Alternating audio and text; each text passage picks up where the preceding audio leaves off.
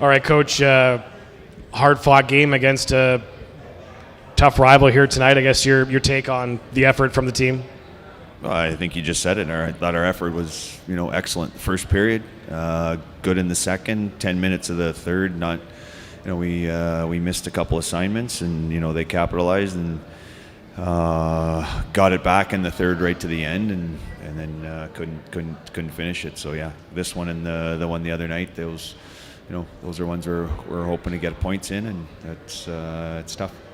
Was it positive to see that resiliency kind of coming back, get a couple goals late? Yeah, I think it's always positive for that. I think we've shown that resilience all year, right? That whether you say it's youth, inexperience, whatever it is, but yeah, they battled back hard, and look at the guys that led the charge. That's the exciting part. Like, that's the Beckham Edwards and Beamish, and Evan Millette has a great game for us, gives us every opportunity. Like, that's the exciting part. It's those guys in these intense games that are finding ways to contribute, and that's, if I'm a fan of this game and I'm a fan of the Sting, I can't wait to see those guys when they're 19. And at the same time, are you maybe calling on some of the veteran guys to step it up even more? Yeah, I hope it does. I mean, I think our veterans are giving us what we perceive them to give us. I think they're filling in some of those roles. I think we can ask a little bit more at times of all of us, right? I think when you get into these games that are like this, that was probably closer to a playoff game than, if we ever get to round one and play the first game. The intensity out there tonight that first period was fast-paced, intense hockey. It would have been fun to have been a spectator in that game. I thought our kids came out real hard, responded well, and then the game settles in a little bit, and you get those ebbs and flows, and we find a way. We just, you get shortchanged a little bit when you get down too much, but you give them a ton of credit for battling in there, hanging in there, and finding a way. You talked about the intensity in the first period, and obviously, as you say, playoff hockey. Did you think the intensity was as ramped up in the second period? It seemed like it was less intense. Yeah, I think it settled down a little bit into kind of a normal style game. I thought the second period was still good, and then they played a complete game. They played 60 minutes. We played probably 52, 53 for the most part, kind of coming into that, and that's the way it is. The team that usually plays a little bit more usually gets those opportunities to win. But like I said, there'll be a lot of good out of that first period, a lot of good out of the backside of that third that a lot of young guys can hang their hats on and grow from when you're talking about experience in intense games. The Goldie challenge that they went ahead 3-2 in the 12 and a half minutes or so in the second period. What did you see there? I kind of knew it was not going to get called. I just kind of called it. The bench was a little bit rattled and upset, so I called it more as I took a chance, and then I thought I could settle the guys down a little bit and just kind of calm them a little bit. Obviously, you knew down the stretch it's going to hurt you to not get a timeout to get the goalie out, but still we had to take that risk. Probably different if I get a penalty for calling that. I probably don't call it, but because it's just a timeout, sometimes you take a little bit of a risk and you use it as a timeout. You use it as just to kind of get your bench route back together and settle down and that. So that was my thought process there. I know at this point there's no, moral victories, if you will. It's all about the wins. But talk to us a little bit about the season that Beckham Edwards is having. I mean, had the 2 goals back to back, almost had the third one. Just the season he's had for a 16-year-old is kind of off the charts, right? Yeah, it's like we said. I mean, I think when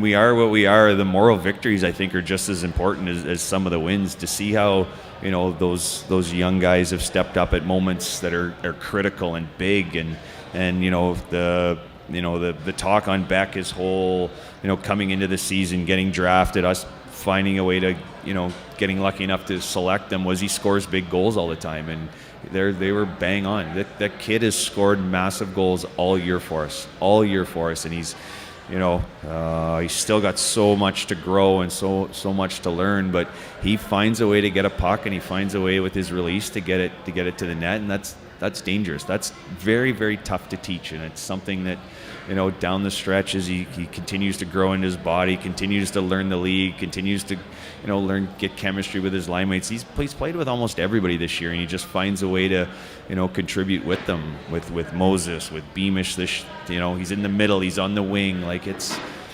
a special player right now, and we've got to continue to embrace that. Like that's exciting to see. It's exciting to work with. It's exciting to watch.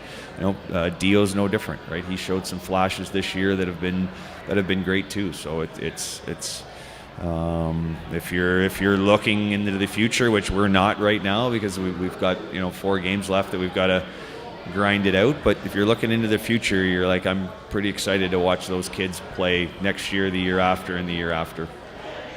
I know going into Barrie, it might not seem like kind of one of those games that okay, we're going to Barrie, but you're kind of on the verge of right on the edge of the GTA. So having an opportunity for some of the families to come and see the guys, Diorio's family, Brown's family, that sort of thing. Do you think that could be give the guys a little boost tomorrow night? Yeah, hopefully. I bet most of the families are at pretty much 90% of the games anyway, so it's a commonplace. But now maybe some relatives get to see it, some grandparents, and maybe some friends that haven't seen them play. That becomes a little bit of excitement. And we've talked for the last probably 6 days about having like a day one mentality, and we've got to find it again. So if we're taking these last few games as a playoff series, we lost game 1, and we're not playing the same team, but we've got to go find a way to win game 2 and then come back next week and then finish with 3 games from there. And that's got to be our mindset. And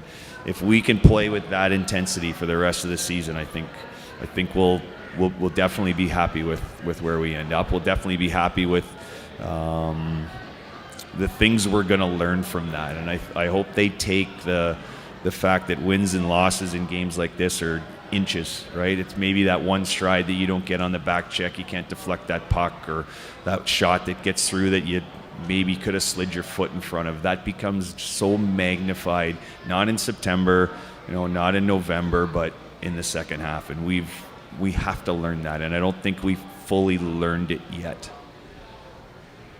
You mentioned these, treating these like playoff games, and obviously you played a lot of back-to-back games over the course of the season. You got to go again tomorrow night, though.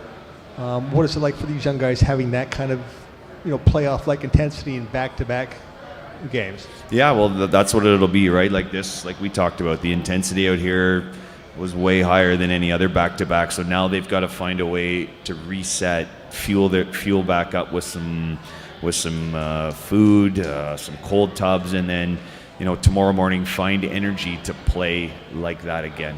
That first period, we need to bottle that and find ways to get it. The last 10 of that game, you can always feel on the bench when they go, we're closer to pucks. We win those little 50-50 pucks when we're under sticks. When we're just not there, it's like they end up coming away with it. And we started to win more when the start of that third, they were winning more. And you got obviously, as you mentioned, you got another game with the Sioux. You got a couple of games against the division winners as well. The guys have had a little bit of trouble this year in Windsor. What do you want to see from them in the next game that maybe you haven't seen in Windsor the first 2 times? I don't know. We'll have to see when that comes up. We'll have to, we'll try and build a game plan that'll, help us kind of execute and find a way to, get that point or get those 2 points that we need. Right now we take every game one at a time, and we're kind of watching every team from scratch again, like we haven't seen them before, and finding little ways to, help our guys be successful out there.